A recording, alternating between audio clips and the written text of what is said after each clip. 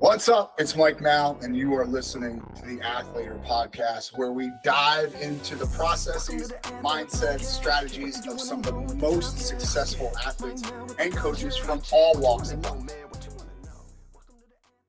Athletor Podcast coming at you.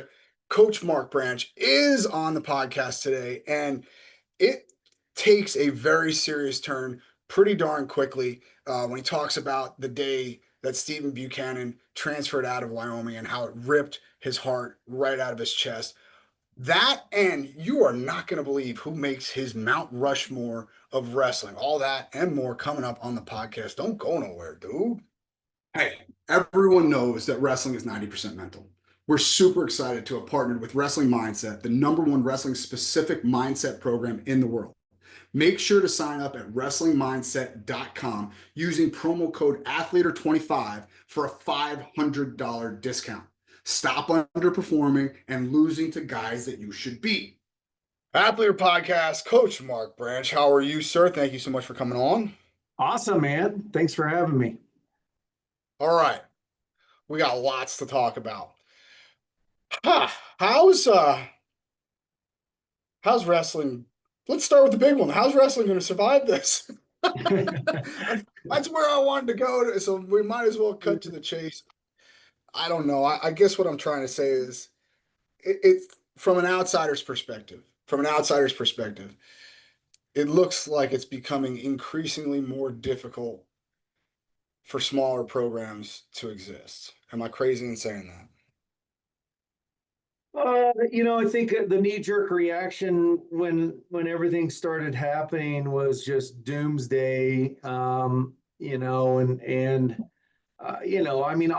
I think there's a lot of challenges ahead of us, but I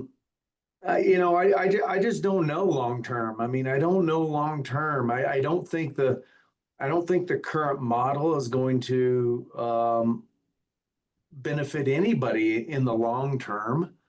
Now they're reeling back a little bit of, they're going to start reporting these NIL deals that are over $600. Is that going to make an impact? Is that going to actually do anything? Is that going to actually be reported? There's a lot of unknowns there. I think the revenue share is going to change things, is changing things for the better. Meaning that let's do it a little different way. Let's instead of these backroom deals and because even if everything that you hear and you take it with a grain of salt, but everything you hear of these huge deals, these $100,000 deals, $500,000 deals, $1 million deals, if those are actually happening, it can't continue forever. There's no return on the investment, and so it's just a broken model. But with the revenue share, I think now you have an avenue that can do good things for these kids in the right way. But time will tell. I wish I had more answers. I feel better about it now than I did a year ago, and I feel a lot better now than I did 2 years ago. So, I think I feel good because of the way that our athletic department has responded. And you weren't sure 2 years ago when all this stuff started coming out, you were looking over your own shoulder going, man, is this something I really need to be freaked out about and worried about? And I guess, fortunately for us, I feel like our athletic department has taken these changes and said wrestling matters, and that's been probably one of the best things I've had happen to me in my career, is to be at a place where it's like wrestling matters. We know the changes are going to be hard, but we're not going to lay down. We're gonna stand up and give you guys tools to go compete and to continue to compete. So that's probably made me feel a lot better, but in the bigger picture of the sport, there are a lot of unknowns. Hey, don't go anywhere. It's Mike. We'll get back to the podcast in just a second. We got to pay the bills though. Do you have an athlete that's looking to break into the social media space? We at athletorlive.com have a brand new in-depth tutorial done by none other than Caden Henshaw. If you don't know who Caden is, he's not even a Division I wrestler, yet he's got hundreds of thousands of engaged followers. Learn how to create engaging content, grow your followers, and open up new opportunities in the NIL space. Go to athletorlive.com/Caden and we'll give you the first module completely free. Yeah. You know, I want to get back to like 3 or 4 different things that you said there, but let's start with the admin. The admin being on your side. Number one, how do you go about doing that? Is it just winning? Because like you've had some success at Wyoming, or is it more to it than that? And secondly, being a not mid-major, I shouldn't say that, right? Because part of the Big 12, but being a smaller school, does that help you recruit? Right? Like, hey, you can go to somewhere else where wrestling is not considered. I mean, they're considered the black eye of the athletics department, or you can come to Wyoming, and you're going to be supported here. Well, we absolutely recruit with the support, and I mean we have a lot of things to talk about right now, which is great. And go back to the first part of your question is it success? I think it's success. I also think we've ran our program the right way. We've produced a lot of great young men. I mean, I think the state of Wyoming appreciates our wrestling program. They see what we're doing. I give a lot of credit to the guys on my team because I'm constantly getting random emails about, I met one of your wrestlers, or he did an internship for me this summer, or these kids went over to an elementary school the other day. I mean, those type of things that our kids are doing are being noticed. And so, it's a program that I think I'm very proud of, but, I've been here 17 years, and I've had the same boss for 17 years, and that's very rare. It's been a great blessing to me. And to be honest, like my AD, number one, has been very open with me from the beginning that, hey, wrestling's not really that's not my deal. I didn't grow up, with any kind of a wrestling background, but he has been very clear to say wrestling matters in the state of Wyoming. And I think that's a big part of it too, because, Wyoming is not known for wrestling when it comes to high school wrestling. But you absolutely, you have to recognize that as small of a state as we are in a population, and as few as high schools that we have, we actually produce very good wrestlers, very solid wrestlers. We've had so many wrestlers that have started for us that are from the state of Wyoming, have gone on to be NCAA qualifiers, Big 12 placers. And not only that, all Americans, Tyler Cox, Bryce Meredith, are 2 guys that were Wyoming born and bred, raised here, and went to the NCAA championships and All-American. And that hadn't been done. If I remember correctly, the last time that had been done at the Division I level was like 1971. Wrestling is good, is valued here. You go to the high school wrestling state championships, it's packed. 7,000 seat arena, and it is packed and loud and crazy. So that's the great thing about Wyoming. Like, the people are what make it.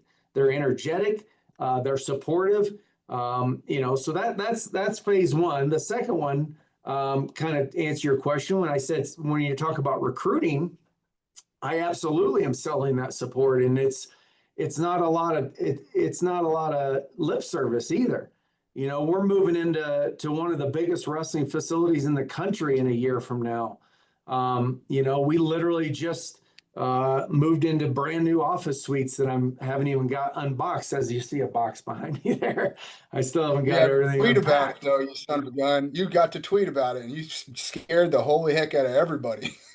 Yeah, it was fun, If you right? guys So seen that tweet, please go look that up. It's great. it was fun to everybody but my wife. She didn't appreciate it because she said her phone was blowing up. So, um, but yeah, and then as you know, we also just announced that we're going to be revenue sharing here with the wrestling program. And I don't know, somebody told me, like, I mean, I don't know the numbers, but at the time that we announced that, I think somebody said only 6 other schools maybe had made that announcement. Um, Mhm. so there's a lot to point to. And we're absolutely talking to recruits about that. Because I don't know what's going to happen in the sport of wrestling, but I do feel very certain that we are going to continue to not only be competitive. I think we're gonna climb very fast, from even where we've been. So I'm excited about it. Yeah. Okay. So I don't know if I want to go to the new facility first. How do you go about fundraising for a new facility in today's climate? That can't be easy. I mean, because you got your hand out for I mean everything from T-shirts to NIL to whatever, and now you're going, well, yeah, we're gonna go build a new facility. How's that sound? Yeah. Well, a couple things there. Number one, it's going to cost us basically $0 to move into this facility, to get our feet on the ground. After that, what we're fundraising for is we're fundraising for what we're putting in this thing. We're fundraising for additional equipment we want in there. We're fundraising for hot and cold tubs.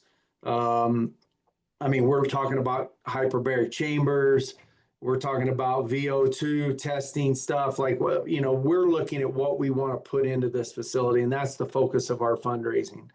And our fans have been amazing to us. I mean, that, like, and again, I think another benefit of being in a state like Wyoming is, it's not a poor state. It's a state that has a lot of resources, and those resources are all funneled to one place, and that's the University of Wyoming. And our Sure. fans love all of our sports programs. They love our basketball, our football, our tennis, our volleyball, every sport. They love, Wyoming athletics. They're very passionate about it. So we haven't had, a lot of issues, but we do want to do some big things in this facility. Like I said, I mean, the footprint on it is massive. And not only the university is coming in and doing, part of, they're writing part of the checks, and then the athletic department's coming in and writing the rest of the checks to get us in there. And Mhm. I mean, it's awesome. Like I said, our focus can be, what do we want to make this facility? How do we want to make this the best facility? And that's kind of where our focus is going to be. And I mean, we've already got started. So, we've got a lot of things. We're constantly meeting every week, looking at, the direction that we want to take this. But that's a, I mean, I can't say how blessed I am, because I know probably a lot of coaches are out there, uncertain and scared and nervous right now. And I'm just excited that we can grow wrestling here. And if we grow wrestling here, we're going to help grow wrestling. I mean, Sure. that's the thing. If we can make, um, if we can make Wyoming a top 10 program, then that's going to help the sport of wrestling. No question about it. Okay. Having more good teams is always going to behoove us. It is not easy to get around in Wyoming in January and February. There are roads closed down. There are there are 7 feet of snow. How do you get people out to dual meets, man? Like, so growing wrestling is, yeah, you got to produce a product. There's no question. But you also got to put butts in the seats. And you got to show your administration, like, hey, people really care about this program, not just monetarily, like they're giving to this program, right? Because you could have a newsletter that costs $100 a month and everybody pays for it, and that's all well and good. But you got to see butts in the seats too. That's can't be easy. It to some degree, yes, because, well, basically we have two competition venues, and we typically wrestle in our smaller competition venue. And right now it's actually connected to our wrestling room. So we walk out of our practice room right into the UNIWYO, which is the gym. And it honestly only seats about 1,200. But we've done some unique things with putting donor seating right up on the mats. We bring in bleachers up on top, where typically it's just like a concourse area. And you know what? We have not, I mean, every duel that place is packed. And when it's packed, it's loud. Now, that's obviously, we're not trying to seat, we'd love to be in a situation to seat 5,000 people a duel. And to your point, that's not realistic, even for basketball. Yeah. Because it's unpredictable traveling. Am I able to get to a match and then get back home? It's unpredictable. We don't have a problem with it most times. Our referees fly into Denver, drive up here, drive back to Denver. We're only 2 hours from Denver, and I think, in all the years I've been here, we've maybe only had, I can only think of maybe 3 or 4 times in 17 years that we've had an official have an issue with getting here. So it's not as common as some people think, but it is there. It's right. And not only is it there, to your point, it's like, if you're not coming from Cheyenne's 45 minutes away. If you're not coming from Cheyenne, when you talk about the state of Wyoming, your next closest major town is 3 hours away, or at least 2.5 hours, Casper. So that's the issue, right? Like, can I drive 2.5 hours there and 2.5 hours back? That's going to scare a lot of people in the winter months. But again, our matches are in our smaller gym. It's a great atmosphere. It's always loud. But Penn State, December 13th, Penn State will be here. And, there's no doubt we'll set an attendance record. I don't even know what it is, but we're going to blow past that. We'll have that in our main arena. And you're right. I mean, December 13th, it's usually not bad, but it's a little scary, right? Because we have some big things in mind. And I'd like to get, 8,000 people in our gym. So, it'll be a little wait and see, and we'll definitely get a big crowd, but there's always a chance that you maybe face something like that. Or the other thing I'll say, and then we'll move on, is people in Wyoming know how to drive in the snow. They know how to drive on bad roads. I was just going to say that. You put me, because I grew up in Jersey and I grew up driving in the snow. I flew back for one weekend and I was like, I don't know what the heck I'm doing here anymore. I have no business being behind the wheel of this vehicle right now. This is a terrible idea for everybody involved. But okay, there's that too. But there's some, and we'll move on, but man, 1,200 people in one place packed in looks a heck of a lot better and sounds better, feels better than 1,200 people in a 5,000 seat arena, 10,000 seat arena, and it's sparse. So kudos to you for understanding the kind of production that value that we can bring to this sport, because it's fun. I've been to I've been to those types of matches, like the North Gym or West Gym at UNI. Didn't seat very many. That was a fun place to watch a dual meet. Yeah, and it makes the fan experience fun. I mean, they're not sitting around doing a head count. They're sitting around feeling the vibe and seeing the energy, and they're right there. They're right there watching our guys, maybe get a pin and hop up and, celebrate and get their hand raised, pump up the crowd. I mean, they're part of the experience. So it is awesome. Like I said, obviously, if we got to a place where we're averaging 5,000 people a duel, I mean, that, financially, that's even, that makes the most sense. But to your point, 11,000, I think our big gym holds 11,000. 5,000 is, it's good, but it's not great. It's not great. It doesn't look great on camera. doesn't feel awesome, right? Like you're far away from somebody else that's yelling. I don't know. It's just, it feels a little bit different for sure. For sure. Okay. You talked about hyperbaric chambers, cold tub.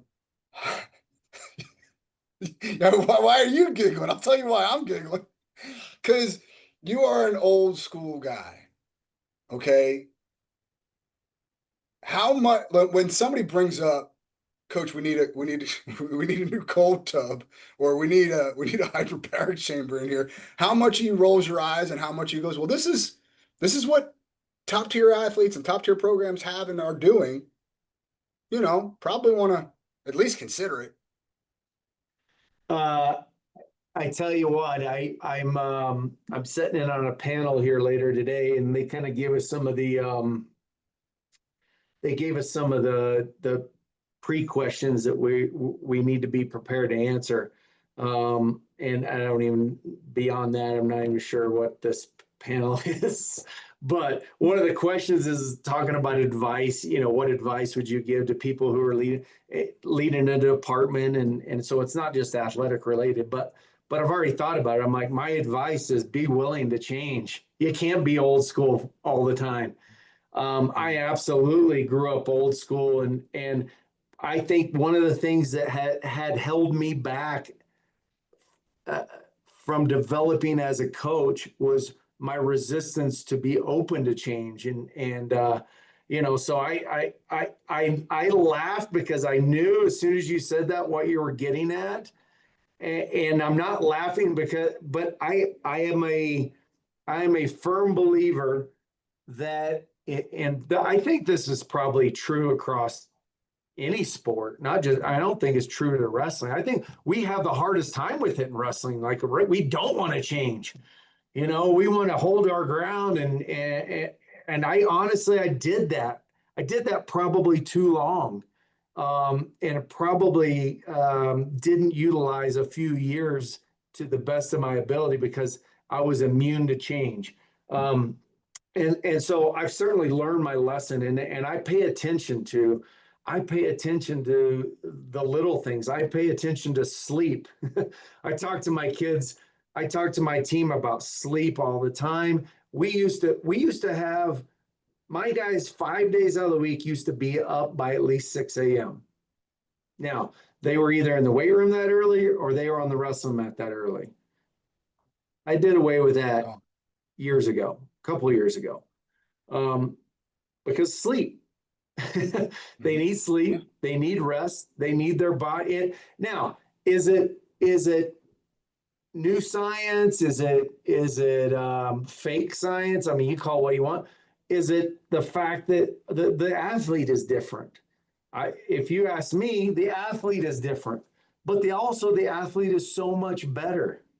The athlete's so much at such a higher level, so much better trained, so much more athletic, has such a better, deeper background to get them prepared for college. So the athlete is different, and the athlete's not me. And so that's okay. I got to stop thinking of athletes as me or what my experience was like. And I have to pay attention. And so, yeah, absolutely, man. I make my guys go into the cold tub. We have, we're getting ready for Big 12s and NCAAs last year. I'm like, we finished practice, take your shoes off, rinse off. We're going down to the hot and cold tubs. And I made them, I timed them. You're in, I can't remember exactly what we did, 3 minutes here and then switch over. They rotated. And the greatest thing is the next day I had guys go, man, I feel so good. I feel so good. And I thought I was going to be sore. I thought I was going to be tired. My body feels good. And when you hear those things, you better start listening, if you haven't before. So and then I just went up to see one of my old teammates, Hesh Sagafi, up in Ohio 2 weeks ago. Went up for our football game, and I'm up there in his mortgage office. I don't know if you know Hesh or know of him, but I mean, he's got a thing that looks like a submarine in his office. He's telling me about the hyperbaric chambers, and I start reading about it. He gives me full demonstration of all this stuff, and I listen to people I trust too. And so I came back and met with my AD, and I'm like, hey, is there any snags if we put a hyperbaric chamber in our new wrestling facility, right? Because if this guy who I trust swears on it, I'm willing to try it. And so, I just think you got to be willing to change. And if you're not, you're going to be dead before soon in this business. Yeah, I heard that. No question. Yeah, those hyperbarics are legit, man. I had a pretty gnarly head injury, and first thing the doctor said was get into the hyperbaric as soon as possible and get in there at least twice a week for at least 6 weeks. And I got dumped on my head pretty good, coach. Like it was, Yeah. I couldn't tie my shoes for a couple days. But yeah, sure enough, all symptoms were gone within 6 weeks. It was great. It was great. Yeah, those hyperbarics, like you're going to see more and more of those popping up, and it's not hard to go get into one, at least down here, right? Like it's pretty easy to walk into one of these new age spas that has a cold plunge, has a sauna, has a hyperbaric chamber. It's not real hard to find one, right? So you don't have to go to a Division I school to take advantage of this stuff anymore. Yeah. Yeah. And we want to have it right in our facility so our guys can walk right out of the locker room and get in it. And yeah, I mean, I think it's exciting too. To be honest, it's exciting for me to learn, right? Like I'm doing research, I'm learning. It makes me, I think, feel like I'm not complacent. It makes me, I think it reinstates the fact that I don't know everything. And I think anybody needs to recognize that all the time, right? Like you don't know everything. You don't have the answers. Let's keep trying to work on finding the answers and make our guys the best that they can be, make our program the best it can be. It's just, it's refreshing for me.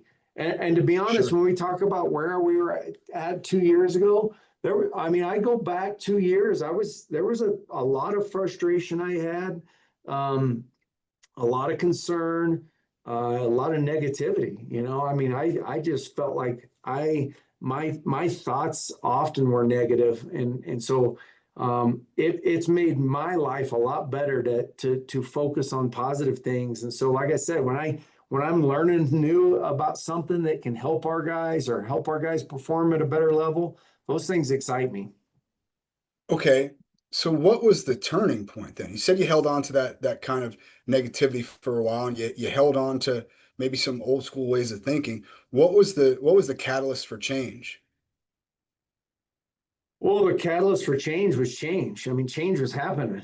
It wasn't anything. I didn't have anything to do with it. Meaning that like the changes that were coming in our sport, the changes that were coming in college athletics, I had no say in it. So change was happening. So that was the catalyst. Now, the like I said earlier, I was resistant to change. And so everything was changing around me, and I kept trying to make everything around me stay the same. And it was pointless, right? You're not going to win that battle. When the world's changing around you and you're trying to get the world to stay the same as you'll lose that 100 out of 100 times. So that was it, right? That was just me beating my head against the wall and then recognizing like I'm losing this battle because it's unwinnable. So I have to look at what's happening and decide how am I going to move forward? How am I going to adapt to this? And how am I going to survive? And then how am I going to be successful? The success part, I think, came later. It's like, first, it's just survival of trying to figure out how to wake up this day and go back and do my job when I'm just decimated, and I mean, I'm not going to sit here and hide behind, hide behind this world that we live in. I mean, when I lost Stephen Buchanan, my heart was destroyed and broken. I mean, I loved him. I had cared for him. I had a very close relationship with his mom. I felt like And I've always felt like these kids are my family, and I think you have to, you want to be in that place, right? You want to, as much as it may hurt you, you want these kids to feel like your family, because in your heart they are, right? You do anything Yeah. for them, you love them, you care for them, and they come in, and for whatever time you have them, they're your kids. I had a debate with Ethan Kyle years ago when he was my assistant coach here. He said, you call the guys on our team kids a lot. He's like, I think that's kind of demeaning. He's like, I think they want to be treated like men. And I'm like, I get, after giving it some thought, and me and him debated, I think, the conversation came back, and I said, I'm not calling them that out of disrespect. I'm calling that because they're my kids. And I'm a parent, and I'm like, I feel that way about them. Like, I care about them, so when that happened, that was my first major. I mean, I've had kids either quit or kids that transferred before. I've had problems just like any other coach or any other school. But that was the one where I couldn't wrap my head around it, because I'm like, he wasn't recruited highly out of high school. We came here. We asked him to start as a true freshman. He did amazing for us. He was a leader in our room. Every time that I had scholarship money left over, I gave it to him. He had a couple of very hard family issues that he had to deal with. We buy his plane ticket, flew him home. It's like we were going above and beyond. And then to see him have success, that was the thing. Like, man, this was, I give, I'm not, the credit goes to him because he worked his butt off, right? He busted his butt, but he believed in us, and the results came. And the hardest thing, I think, for me was his last year here, when he got 30 NCAAs.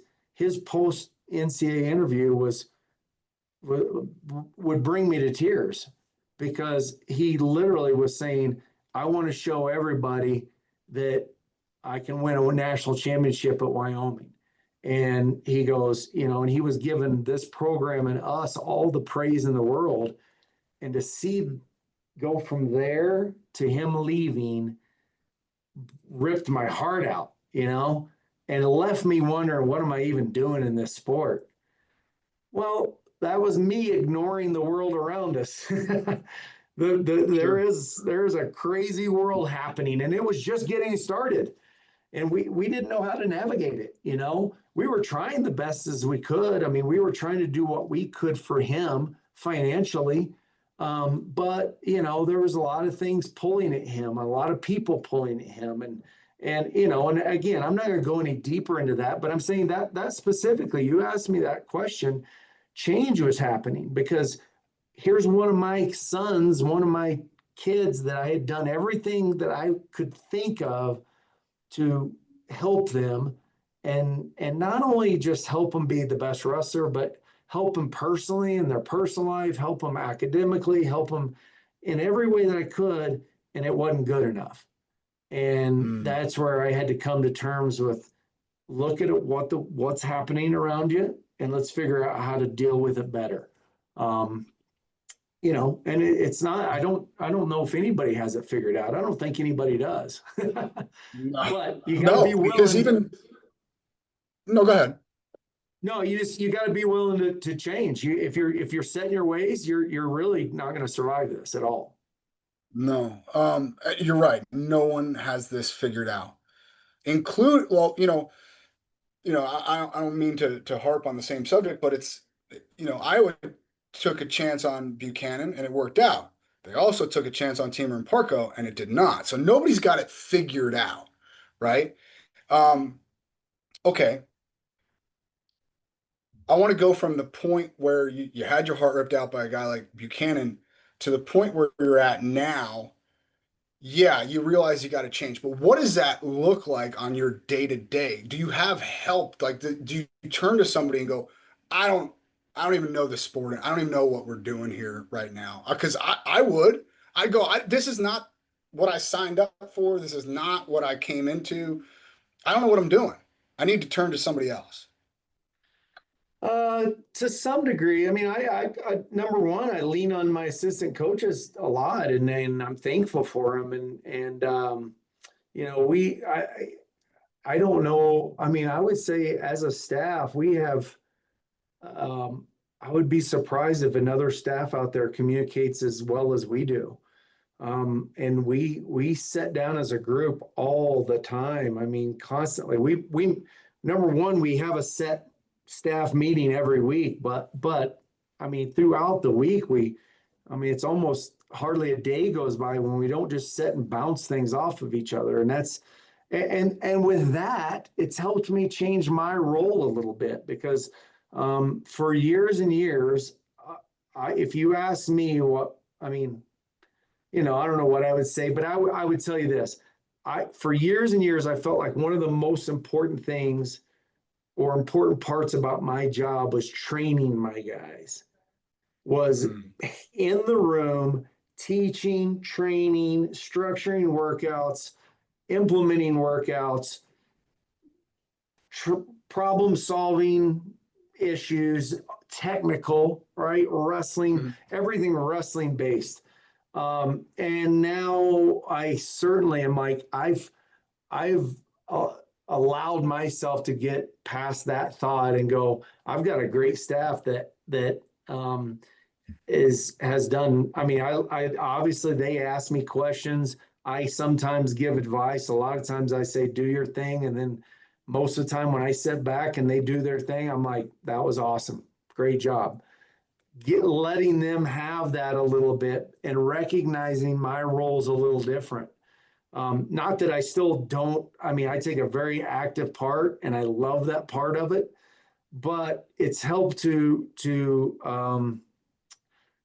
I guess to have the confidence in them that they also are great at that. You know, and so even this preseason, just turning some of the stuff we're working on and watching them teach and talk to the team, you know, it's just, it's awesome for me to see and to step back from that, because I do know now my role is more better served in building these relationships. And you know, I do feel like there's things that I'm looking for that I took for granted. I mean, if a coach told you that, there's no doubt 5 years ago, coaches had all the power. Coaches had the power, and they were like, "I'll cut your scholarship." You know, now I didn't ever abuse that. I don't think from that perspective. But you absolutely had this sense of power of like, I control you. I control your scholarship. I'll make life miserable for you. If you don't fall in line and do everything I say, then it's going to be bad for you type, you know. And that was that old school, like discipline. This is the way it's going to be. It's my way or the highway, you know, and not to say that I completely operated that way, but there was a part of me that operated in that fashion. And so certainly that's part of seeing the world around you going, you don't have that power, and no coach does. And so now it's like, well, what power? Now the power I have is to make sure these kids do know how much I care. Because 5-10 years ago, I didn't care any less, but I certainly was harder on you. I certainly was more disciplined, and I was more, the way that I went about it was a lot different, but I cared the same. I didn't change it. Oh, now I care for these guys more. That's not what happened. What happened was I can focus on making sure they understand that and making sure that they believe it and that they know, you know, that they actually get to experience it. And so, you know, some of those things, I feel like some of my ideas on how my roles were supposed to be have changed, and it's made me happier. You know, I enjoy it a lot more. And there was, as we just said, there was a couple of years ago when I would wake up going, what am I doing? I hate this. I hate this day that I have to go do. Yeah. Yeah. And you fell you fell into the John W. Smith accent there just for a second when you said my way or the highway. Um, but I can't help but think like he saw this world changing and he didn't want to change. It looks like that for me. Now you have a better relationship with him than I do, but that's what it looked like to me. And go ahead. I'll leave it Yeah, at that. yeah. You know, you say I was. People ask me that over the last couple of years. People would ask me specific questions. I'm like, I don't get into their business. Mm, I don't get into their business because I have to worry about my business, and my business keeps me busy. And so I haven't. But if you ask me, again, I haven't. This isn't coming from anything.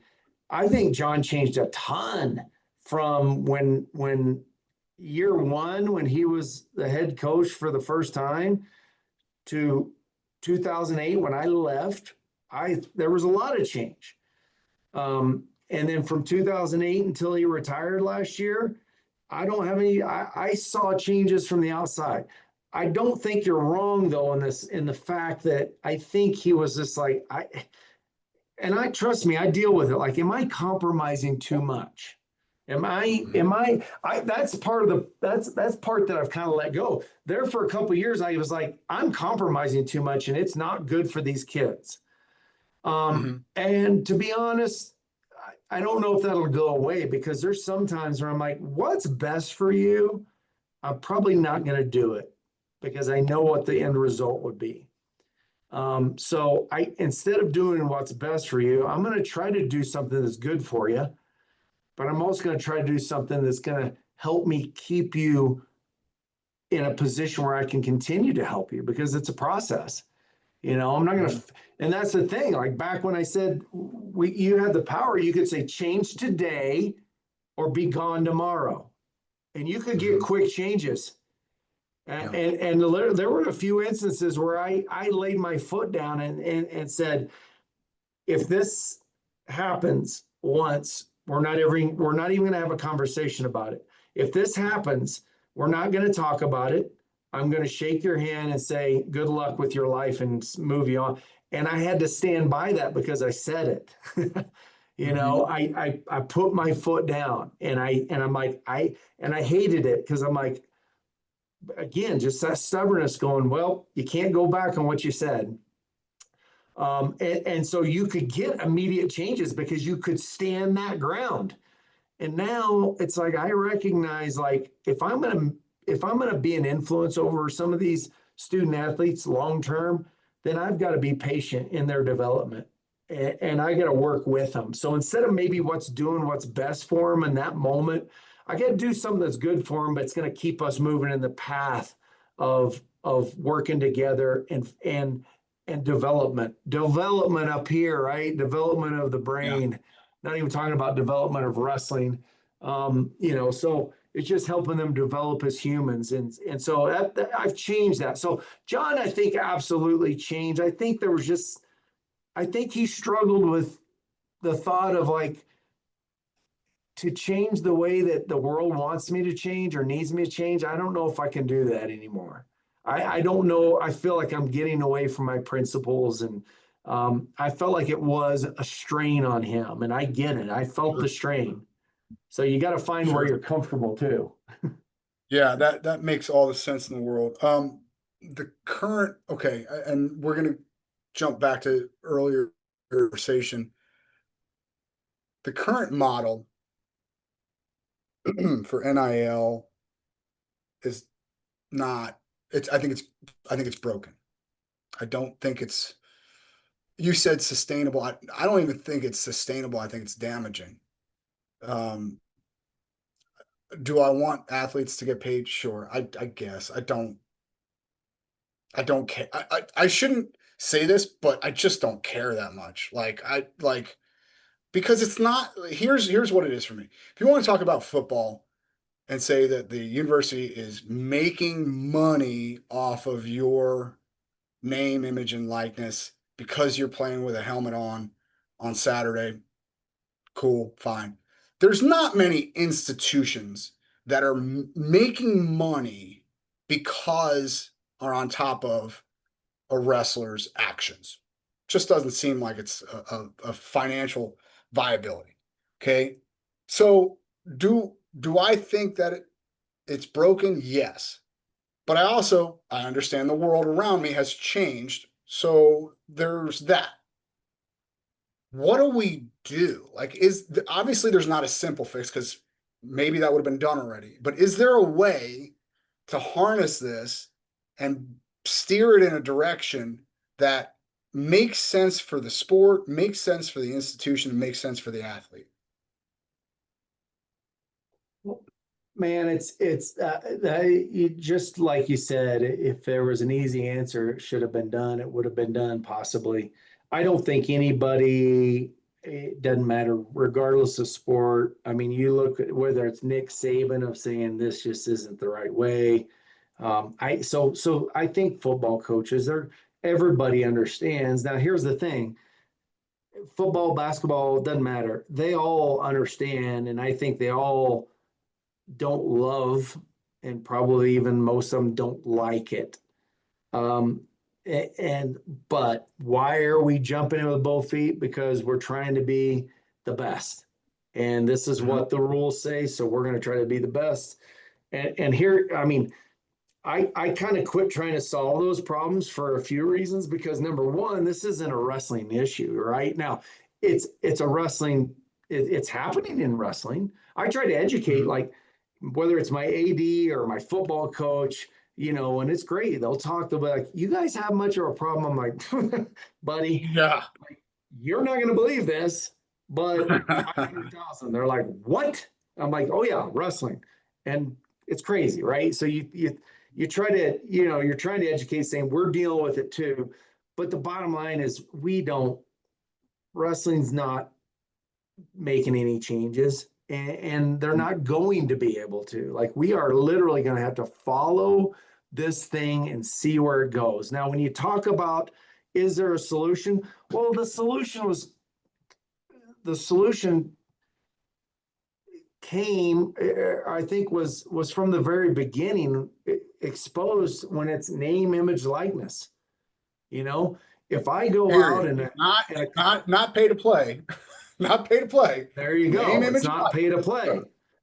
But what was found out is we can't really regulate this, and that's right. How's that going to change until they have? The only way it can change is until they decide they need to put a group together that's going to go and track all this stuff down. And I don't know if they're going to do that because you got to. I mean, just like you said, pay to play. That's what it's become. The name, image, likeness is a great concept. Sure. I go out and shoot a commercial at Laramie GM, and they give me a leased vehicle. Great. I mean, that's amazing. That's awesome. But we all, and there is that going on, right? There's some legitimate uses of NIL, and it's amazing. Now, this writing a check to come to this school, the problem is nobody's there to enforce it because it's not supposed to be happening that way anyway. So the solution is, let's start cracking down, but the NCAA is not going to do it. Because it costs the NCAA is going to get sued. What's that?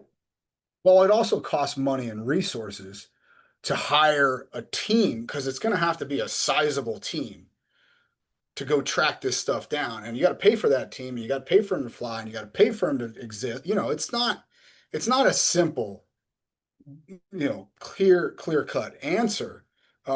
It's challenging. Can you imagine the team they'd have to put together to go across the country? Because you're not going to go to Wyoming or Oklahoma State or Iowa for a day and find out the answers. You're going to be there for months.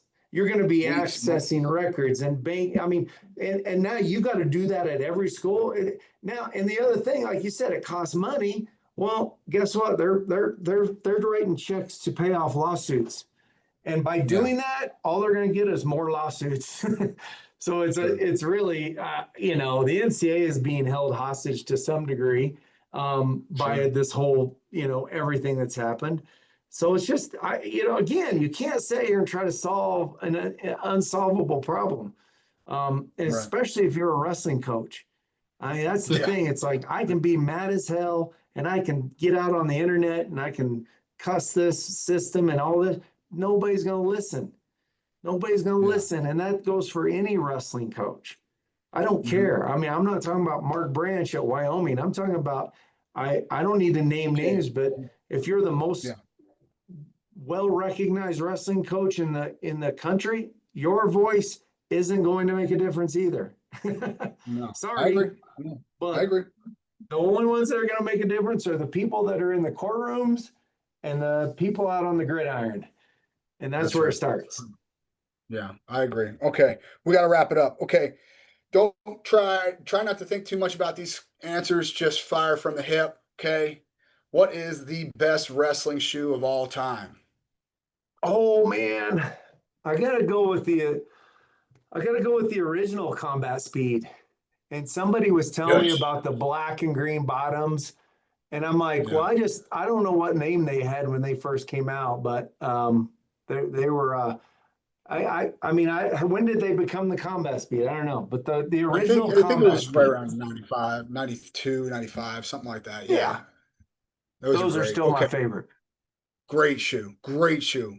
Okay, man, we talked a lot, and we talked about how you kind of changed your perspective as a coach, and more specifically, how you leaned on some of your assistant coaches. Is there a book recommendation that you can make that you can tell somebody that's kind of dealing with the same situation that they can kind of read and maybe it'll help them? I tell you what, it's a great question because I'm not a huge reader, but I had a kid come into our program 3 years ago, Garrett Ricks, Hmm. and this is at the time when I'm trying to figure a lot of things out, and he was intuitive, very smart, and he recognized what I was trying to get across to the team and what I was struggling with personally with that. And he came up and brought me a book called The Energy Bus. And he's like, when he was at Western Wyoming, Art Castillo, his head coach, he bought this book for every guy on the team and made us read it. And it's just it's a very simple book that to me, Yeah. yep, is very positive. It's a super positive book.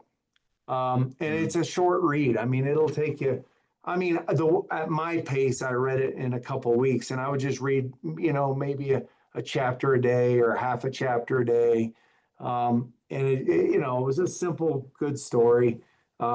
If you're not a big reader and you don't want to go dive into a complicated book, I think it's a good book to jump into that will really change your perspective on how to interact with your athletes or your employees, right? If you're a boss, how you're going to interact Sure. with your employees or your coworkers.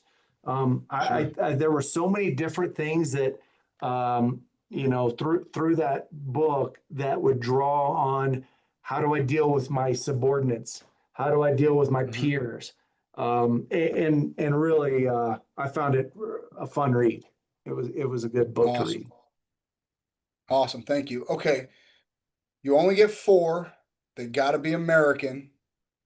Who is on your Mount Rushmore of wrestling? Mhm. All right. I did this with you before, I'm almost certain, so I'm gonna change it up Uh, maybe. I gotta go with my original, like I gotta go with my go-tos. Okay, I'm gonna okay. go John. I mean, that's an Uh-huh. easy one. I've already got it now, and I know I'm changing this up a little bit. John, Mhm. because the greatest and obviously my coach, but he speaks for himself. What JB's done obviously is, I think I would almost go him or Bruce together because Mhm. just their longevity and the world medals and just everything. I mean, I would almost go Bruce, but I think JB kind of helped change the sport as well, kind of like John. John changed the sport, JB changed the sport. And then I'm going to go with my teammate, because the first to ever win 4, Pat. I'm going to throw Pat on there just because that was never done before. And I was on his team when he did it, and back then nobody thought it could be done. They thought it was an impossible feat. Like, nobody can win 4. Now obviously it's like he paved that way, right? So look at what he did to say it can be done, and now it's been done how many times, right? So he was the first to do it. And then who was I just thinking of? I just had a fourth. I think I know what I was thinking. Just because I'm changing it up, I'm gonna throw Anthony Robles on there, because he did something that made this sport touchable to everybody, right? He did something that also changed the sport, to say, I look at myself not in that manner, but I mean, like, I grew up being like, you can't wrestle, you're too tall, you're too skinny, you don't have the proper physical tools to succeed at this sport. And I always had a chip on my shoulder. That's a whole different level, right? I mean, he did something that's incredible and that we may never see again. So I'm going to throw him on there, just because, again, I didn't want to do the same 4 I did last time. So I'll change it. Beautiful. Okay. All right. Last question. You got a magic wand and you get to change one thing about the sport of wrestling, and it immediately changes. What would it be? I'm going to do 2 things with my one magic wand. I'm going to make it one semester, and I'm going to change it to spring and have the NCAAs in either late April, early May. I'm going to change the season. Needed to be done. Again, we are scared to change. We make excuses to not do it. I think it would be something that, there's 2 reasons. Make it one semester, because our kids are beat up, and we try to do what we can to keep them healthy, but let's quit making this a year-long thing. Let's shorten the season a little bit. Let's get away from Thanksgiving, when kids are homesick and they can't go home and they can't eat. Let's get away from Christmas to some degree, even though if you move one semester, you're going to still be thinking, but let's get away from those holidays. Let's have our focus on January, February, March, April. Obviously, for media reasons, let's get away from competing against the Final Four and March Madness and all that stuff. Let's give ourselves a chance to find a different window to make ourselves more marketable. And let's help ourselves succeed academically first semester. Instead of our kids are constantly stressed in the fall, they're making weight for the first time. They're wrestling in big tournaments, Vegas. They're wrestling in, big duels, and they're trying to go through finals. And then they have to turn around second semester, and they have to turn around and do it again. So, there's so many things. That's why I said it's the one thing that you can fix a lot of different little problems. And I think it gives us to be a more marketable sport. 100%. Coach Branch, this was probably one of the best conversations I've had in a very long time. Thank you very much for spending some time with us.